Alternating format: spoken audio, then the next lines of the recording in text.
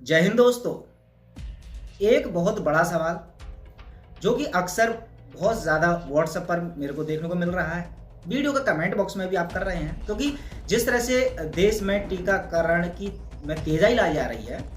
तो ऐसे लोग जो डॉक्टर बीआरसी सर को अक्सर फॉलो करते हैं या डॉक्टर लियो रवेलो जी को फॉलो करते हैं या तरुण कोठारी सर को, तो अब वो जिन डॉक्टरों का मैंने नाम लिया है,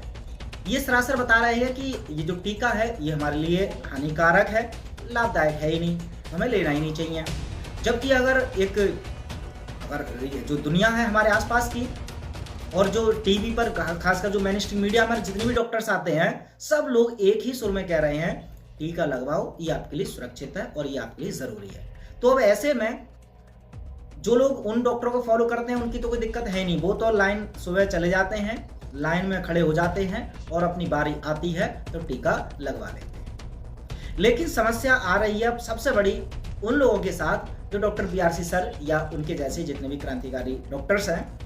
उनको फॉलो करते हैं,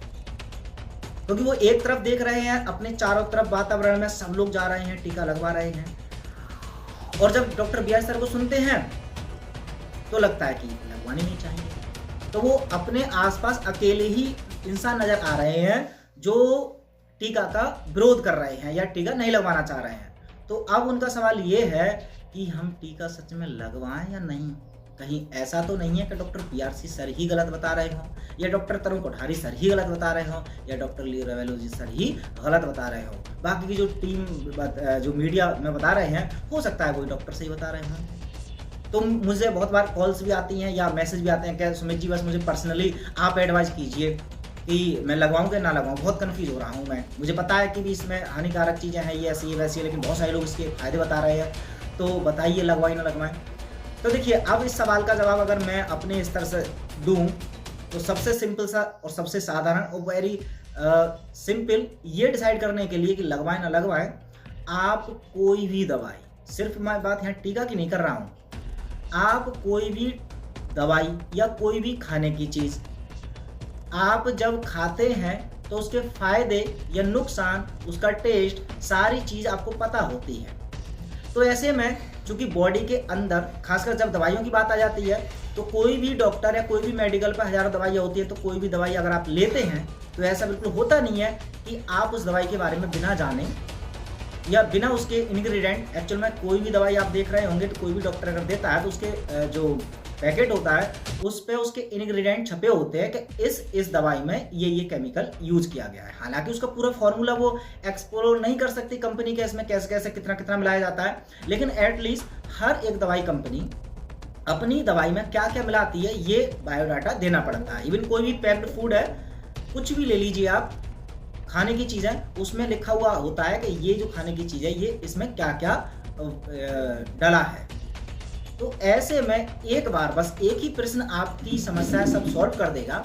कि जो टीका है आप ले रहे हैं, बस एक बार भाई जो दे रहे हैं उनसे पूछ लीजिए या जानने का प्रयास कीजिए कि जिस तरह से हर दवाई में क्या डला होता है ये आपको पता होता है, ऐसे ही टीके में क्या डला है। एक बार इस प्रश्न का जवाब ढूंढने जब निकल जाएंगे तो इस प्रश्न के जवाब के साथ ही साथ आपको इस प्रश्न का भी उत्तर मिल जाएगा कि टीका ले या ना ले। क्योंकि जब बात होगी टीका में मिलाए जाने वाले जो इंग्रेडिएंट हैं, पहले उनके बारे में जब आप जानेंगे तब आपको पता आसानी हो जाएगी कि जो इंग्रेडिएंट मिलाए जा रहे हैं वो इंग्रेडिएंट हमारी बॉडी के लिए लाभदायक है या हानिकारक है। जैसे एक छोटा सा एग्जाम्पल देना चाहूँगा कि एक शरबत आपको दिया गया है, पानी जैसा लग रहा है, अब उसमें पता नहीं कि उसमें नमक मिलाया गया है या चीनी मिलाई गई है या उसमें क्या मिलाया गया है। तो अब जब आपको पता चल जाएगा कि एक भाई पानी है और उसमें चीनी मिलाई गई है या नमक मिलाई गई है, तो आप डिसाइड कर पाएंगे कि ये चीनी अगर हमारी बॉडी के अंदर जाएगी तो ये घाटा पहुंचाएगी या फायदा। और जब आपको पता चल जाएगा तो इस पानी में मिलाया गया है जहर, तो आप खुद समझ में आ जाएगा कि अब ये जहर हमारी बॉडी में फायदा देगा या नुकसान। तो बस सिंपल सा एक ही निष्कर्ष निकल के आ रहा है कि आप टीका बिल्कुल जरूर लगवाइए, लेकिन हर एक चीज़ का आपको एविडेंस ढूंढना पड़ेगा। जब तक आपके साथ एविडेंस नहीं मिलते हैं या उनके बारे में जानकारी पूरी ना हो, तब तक आप इन चीज़ों से दूर रहेंगे तो आपके लिए बेटर रहेगा। चलिए, मैंने अपनी राय बता दी है, आप अपनी राय कमेंट बॉक्स में जरूर दे सकते हैं कि आप में से लोग क्या क्या लोग सोचते हैं कि क्या आप लगवाएंगे, लगवाएंगे तो क्यों लगवाएंगे, और नहीं लगवाएंगे तो क्यों नहीं लगवाएंगे। एक बार आपकी राय इस वीडियो में मैं जरूर जानना चाहूंगा। चलिए मिलते हैं अगली वीडियो में, तब तक अपना ख्याल रखें। जय हिंद।